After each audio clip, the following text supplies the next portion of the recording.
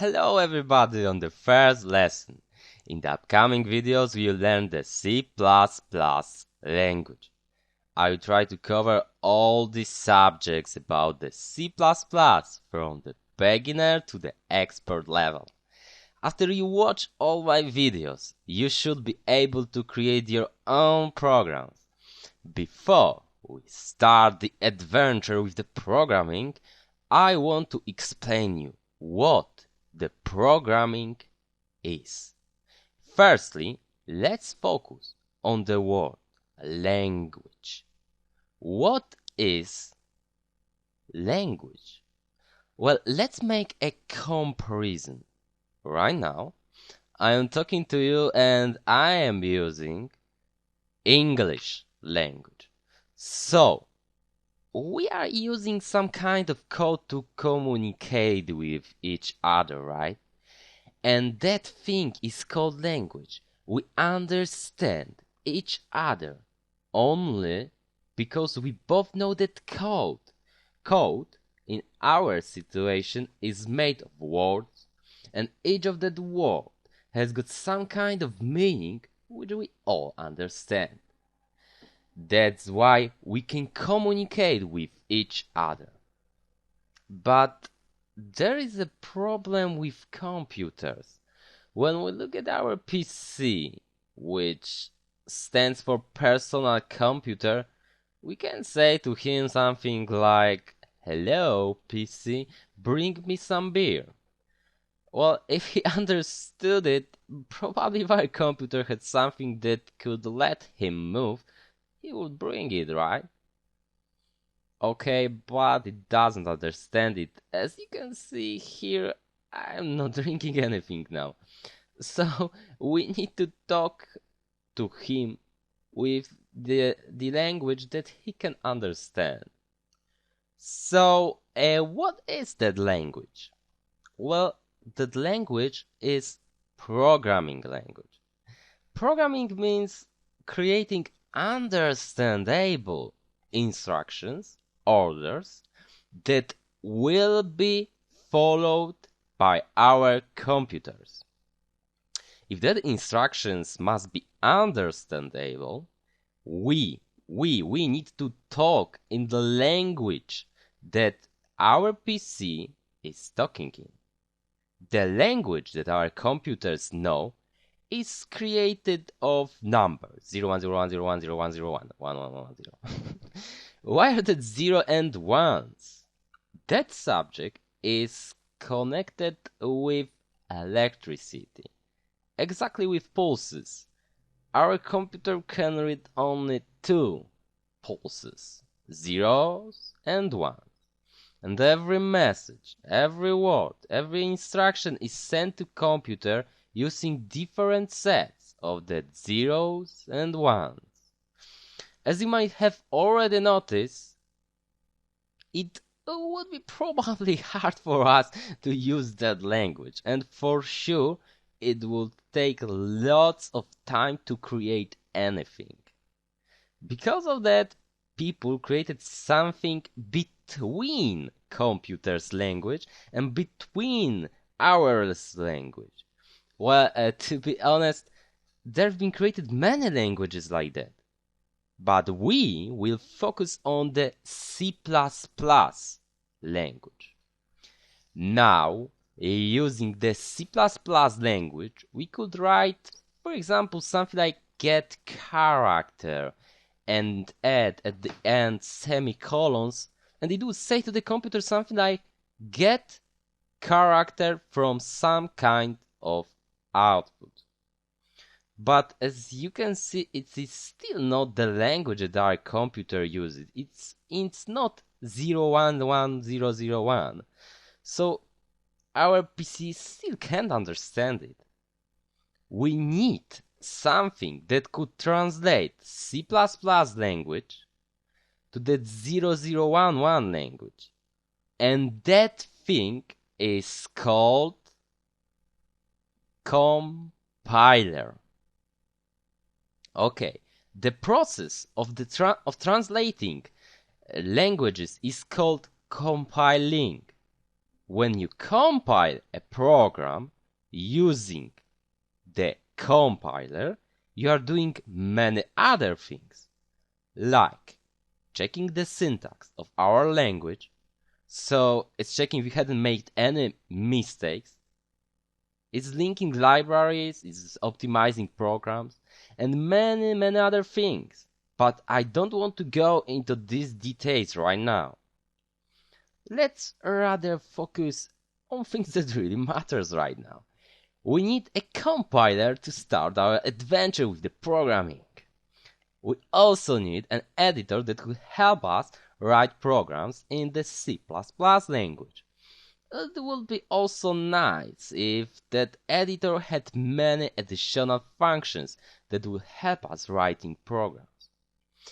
And that editor with all that functions and the compiler is called IDE, which stands for Integrated Development Environment. So IDE is some kind of set of programs that will help us writing new programs, and after compiling them, we can run them on our PC. So let's download IDE. It is called CodeBlocks. It is free one, it's good I think, so we'll be using it. Let's look for downloads label. Now let's use download the binary release. I am using right now Windows 7. So I will download that thing here. And I will click, for example, on that mirror.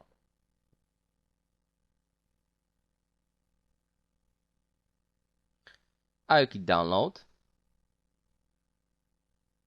Save file, and let's wait a second. Okay, as we can see, the download process has been completed. So let's install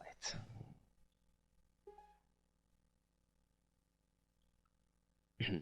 Okay, here we have got the wizard setup. Let's click next, let's read the license and click I agree. Now, as we can see, we can customize here it a bit, but let's just click next, next, and next. And let's wait a second. Here we are being asked if we want to run code blocks now. Yes, I will click tag. It means yes. I'm using Windows Home Premium and unlikely I can't change the Windows language to English. So I'm sorry for that, but don't worry, I will translate everything.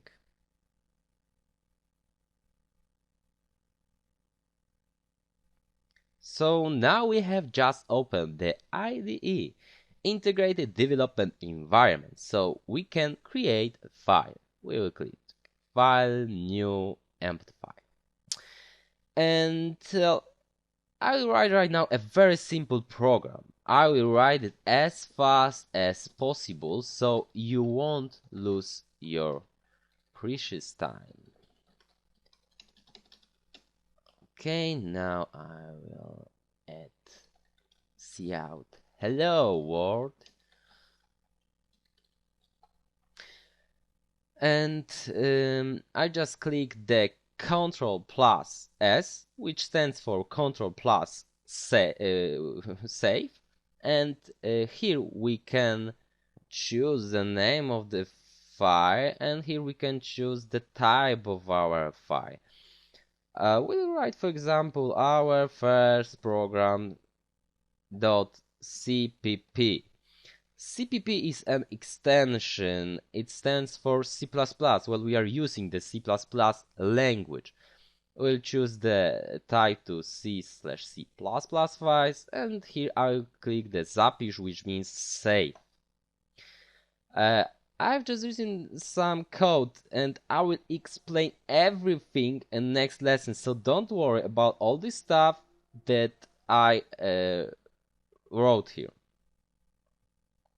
Because our program is now saved, you can click on the build, and here we have a build and run option.